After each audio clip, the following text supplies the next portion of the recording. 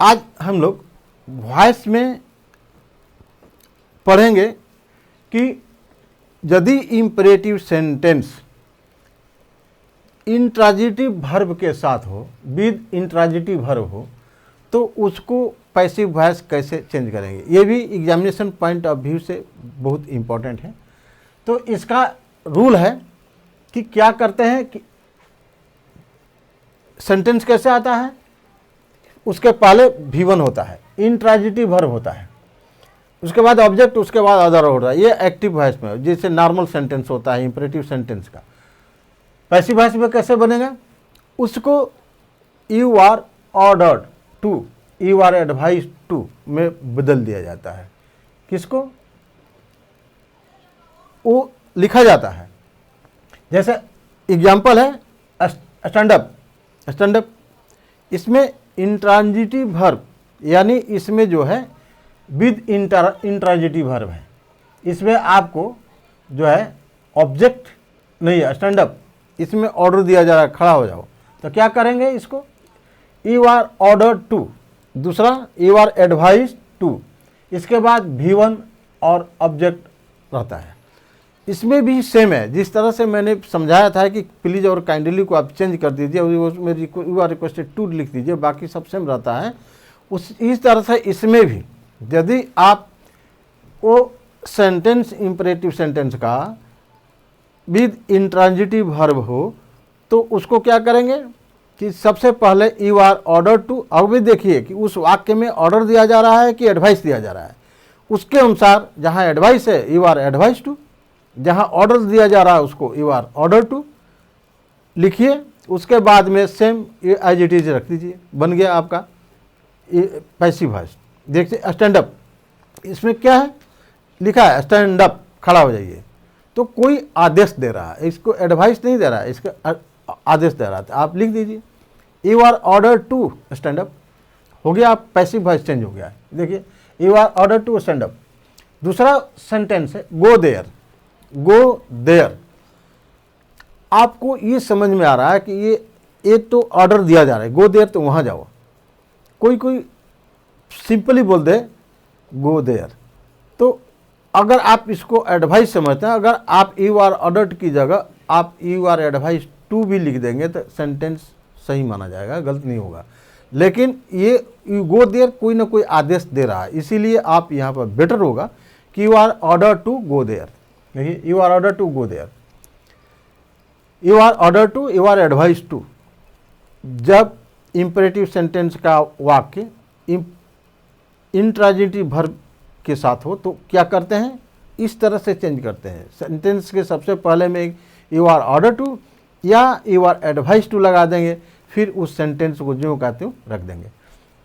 देखिए तो दूसरा वाक्य हो गया। तीसरा है वर्क हार्ड, वर्क हार्ड। इसमें भी आप दोनों ही चीज़ हो सकता है, ऑर्डर भी दिया जा सकता है, एडवाइस भी दिया जा सकता है। तो अगर आप you are advice to work hard लिखते हैं तो वो पैसिव वॉइस बन गया, और you are order to work hard passive voice सही है, you are advice to work hard, both are correct, ये दोनों सही है। तो इस तरह के सेंटेंसेस में आपको ये ध्यान रखना है। तीसरा है वाक। अब सिंगल वर्ड का ये वाक्य हो गया, और ये इंपरेटिव सेंटेंस में ही होता है, बाकी किसी सेंटेंस में सिंगल वर्ड का वाक्य नहीं होता है। वो वाक, तो वाक मतलब टहलो, कोई बोल रहा है कि टहलो, तो ये भी एडवाइस हो सकता है या ऑर्डर हो सकता है। तो इसमें भी you are order to walk लिख सकते हैं, या आप you are advice to walk दोनों लिख सकते हैं। गो स्लोली, गो स्लोली, इसमें भी गो धीरे धीरे जाओ, इसमें भी दोनों तरह की एक तो ऑर्डर का भी, ऑर्डर भी प्रतीत हो रहा है, या फिर आपको एडवाइस भी दिया जा सकता है कि धीरे धीरे चलो, धीरे धीरे जाओ। तो इसमें भी आप you are order to go slowly या you are advice to go slowly का प्रयोग करेंगे, तो ये सेंटेंस दोनों तरीके से यदि आप बनाएंगे किसी एक तरीके से तो सही माना जाता है। अब देखेंगे कि इंपरेटिव सेंटेंस है स्टार्टिंग विथ लेट। कुछ इंपरेटिव सेंटेंसेस जो है लेट से शुरू होते हैं, उसको हम कैसे पैसिव वॉइस बनाते हैं। देखिए एक्टिव में क्या होता है, लेट होता है, उसके बाद क्या आता है, ऑब्जेक्ट आ जाता है, उसके बाद वर्ब का पहला रूप आ जाता है, उसके बाद नाउन वगैरह, नाउन ऑब्जेक्ट आ जाता है। जैसे देखिए, let him complete the work, let him complete the work, let आ गया, हिम आ गया, ऑब्जेक्ट है, कंप्लीट द वर्क ये भी ऑब्जेक्ट है, नाउन ऑब्जेक्ट आ गया। तो एक्टिव वॉइस में ये रूल है इसका, late plus object plus V1 plus object noun में आ जाता है। पैसिव वॉइस में अब इसको कैसे चेंज करेंगे, सबसे पहले लेट का प्रयोग करेंगे, नाउन ऑब्जेक्ट को पहले लेंगे, जो बाद वाला ऑब्जेक्ट है उसको पहले लेंगे, उसके बाद में क्या इसमें लिखा है नाउन ऑब्जेक्ट, तो नाउन ऑब्जेक्ट को लेंगे, ये ऑब्जेक्ट नहीं लेंगे, ये जो डायरेक्ट ऑब्जेक्ट है इसको नहीं लेंगे। उसके बाद बी का प्रयोग करेंगे, उसके बाद third form of the verb का प्रयोग करेंगे, उसके बाद बाई का प्रयोग करेंगे, उसके बाद ऑब्जेक्ट का ऑब्जेक्टिव केस बनाएंगे। अब देखिए, let him complete the work, अब क्या है, let the work be completed by him, him का हिम ही है, ऑब्जेक्ट ऑब्जेक्ट ही है, इसको आप सब्जेक्टिव और नॉमिनेटिव केस में नहीं बना सकते। तो late him complete the work, ये सेंटेंस इंपरेटिव सेंटेंस का है जो लेट से शुरू होता है। तो लेट से शुरू होने वाले इंपरेटिव सेंटेंस का पैसिव वॉइस कैसे बनाया जाता है, तो पहले हम लेट लिखेंगे, लेट के बाद में जो है ये नाउन ऑब्जेक्ट आ जाएगा, उसके बाद एक्टिव वॉइस में क्या है कि लेट आया, लेट के बाद में क्या आ गया, आपका ऑब्जेक्ट आया, इसमें नाउन ऑब्जेक्ट नहीं लिखा है, आप ध्यान रखिएगा। उसके बाद V1 आया, उसके बाद नाउन ऑब्जेक्ट आ गया, उसके बाद ऑब्जेक्ट आया जो नाउन है। तो इसके पैसिव वॉइस में क्या करेंगे, तो सबसे पहले लेट का प्रयोग ही होगा, लेट को हटाएंगे नहीं, लेट का ही प्रयोग होगा। उसके बाद ऑब्जेक्ट जो नाउन है उसको लेंगे, उसके बाद में जो है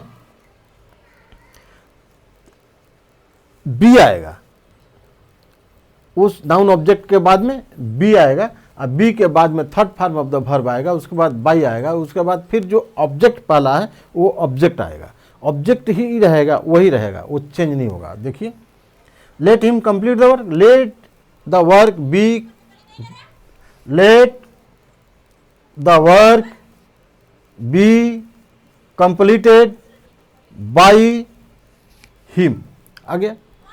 तो जो लेट से शुरू होता है वाक्य उसको इस तरह से एक्टिव से पैसिव बनाते हैं। दूसरा वाक्य देखिए, let us discuss the matter, let us discuss the matter, क्या है, let the matter be discussed और be discussed by me, both are correct. अगर आप let the matter be discussed लिख देते हैं, let the matter be discussed, तो भी सही है, या आप लिखते हैं let the matter be discussed by us, यहाँ पर क्या है, अस है, अस ही रहेगा, तो भी ये सही है। ये नियमानुसार आप जब इस नियम को याद होगा, नियमानुसार बनाएंगे तो आप इसी तरह से बनाएंगे तो वो भी सही है। अगर आप let the matter be discuss लिख दिए, ये भी सही है, इसके बाद बाई अस नहीं लगाएंगे तो ये वाक्य सही है। यदि आप डीपली स्टडी किए रहेंगे तो आप इसको ऐसे बनाएंगे तो भी सही है। तीसरा सेंटेंस देखिए, इसमें क्या है, let me start the game, let me start the game, तो सेम चीज़ है, लेट का लेट ही रहेगा, स्टार्ट द गेम है, स्टार्ट तो वर्ब हो गया, V1 है, अब इसको V थर्ड में बोलेंगे, बदलेंगे, और द गेम क्या हो गया, ऑब्जेक्ट हो गया, नाउन ऑब्जेक्ट हो गया। तो लेट द गेम आया, let the game be started by me, let the game be started by me, ये मी है, मी ही रहा, ऑब्जेक्ट जो ऑब्जेक्टिव केस में है ऑब्जेक्ट ही रखेंगे, उसको नॉमिनेटिव केस में नहीं रखेंगे।